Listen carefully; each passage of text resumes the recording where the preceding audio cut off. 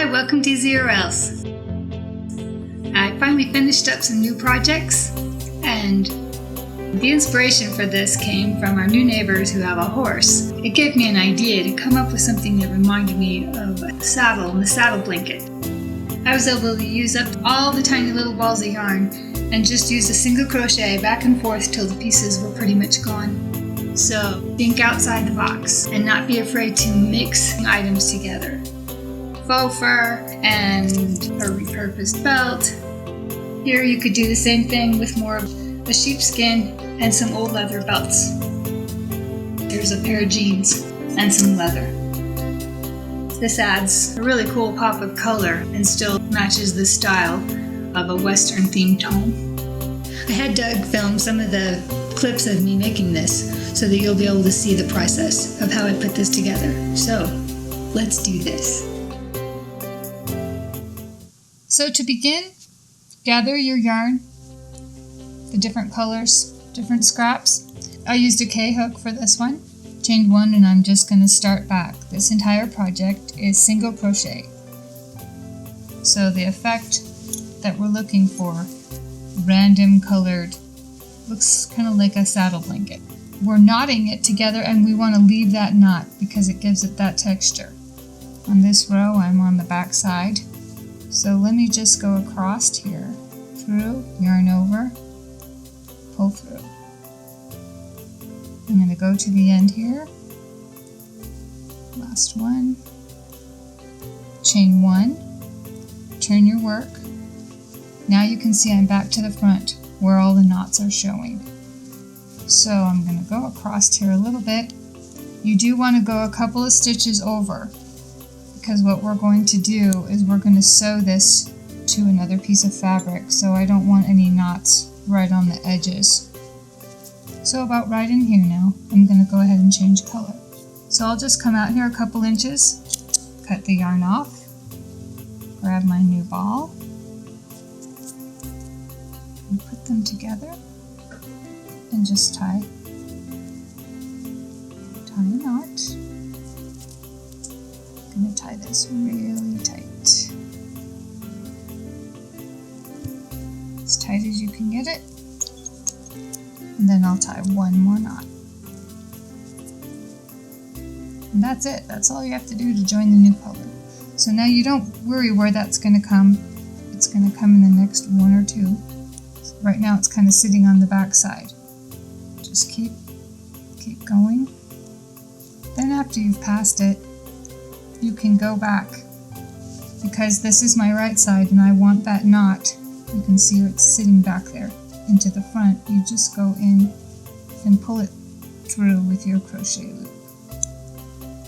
So now you can see there's the loop, there's the knot. You just want about an inch showing. On this finished fabric, it gives some great texture and just a randomness to it. It looks awesome.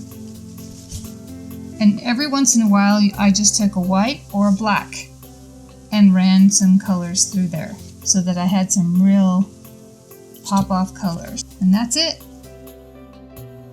Once you finish the crochet part for the size you want, you will need to cut any piece of fabric that you've got to create a backer. This will sturdy it up and keep it from stretching out. So I've cut a piece of fabric, and now I will just baste all along these edges after I pin it.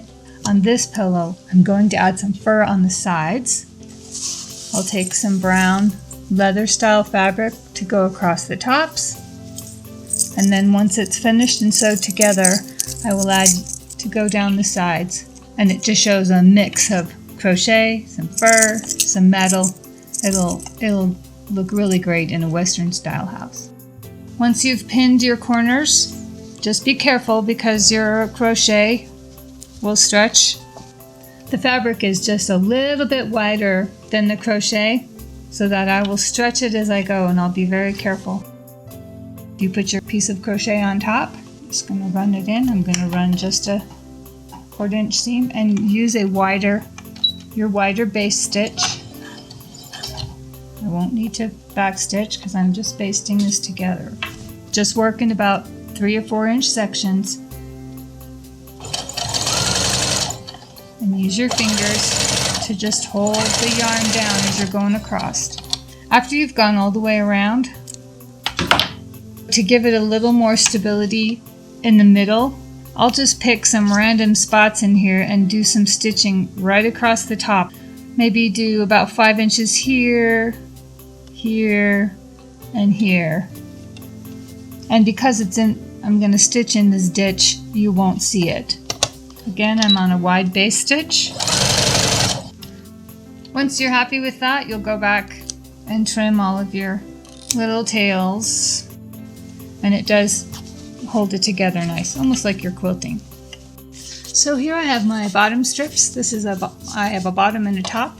I'm just going to sew these to the top and the bottom. And this is easy because the yarn now is in between two sets of woven fabric. I don't have to worry about the yarn moving because it's basted to the fabric.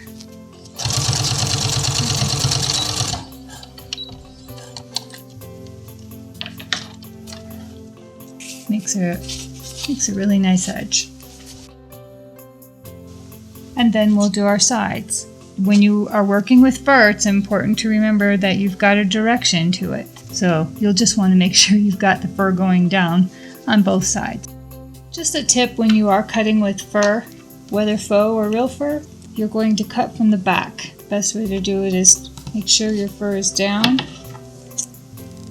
and take your scissors and just catch that back.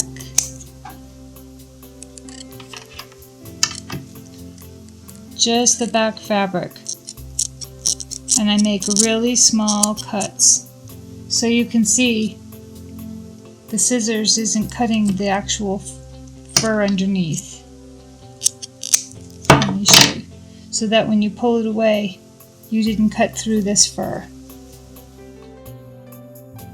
The other thing with working with fur, because you have so much kind of hanging out, you don't want to catch that in your seam. You'll want to be sure to tuck that under as you pin these sides.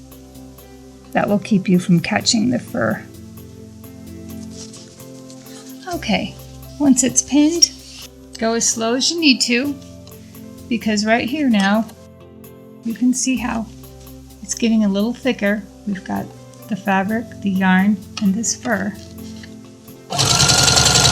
Okay. Once you've finished sewing on both sides, let me open that up. And now all we have to do is put the back on. So 2 pieces, a little longer so they overlap, and then just do a small rolled hem on each of these pieces. So go ahead and pin all the right sides down. And of course here we'll want to be sure to pin because we'll be going through 3 layers. And as I go through the fur part, even on the tops and the bottoms, I'm going to push the fur away from where I'm sewing so that I just catch the fabric.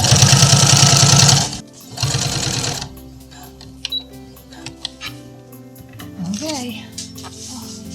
Once you've finished, you can trim a little of your corners to remove some of the bulk before we turn it inside out.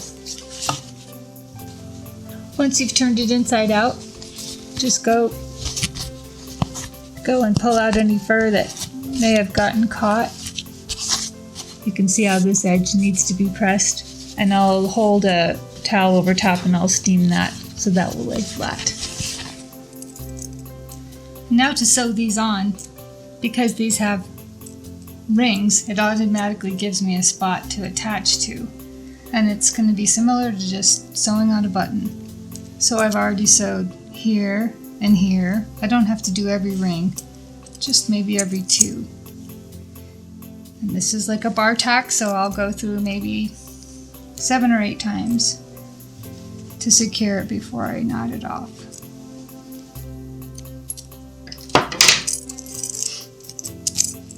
And you can see how it allows it to be loose, but it's attached. It won't go anywhere.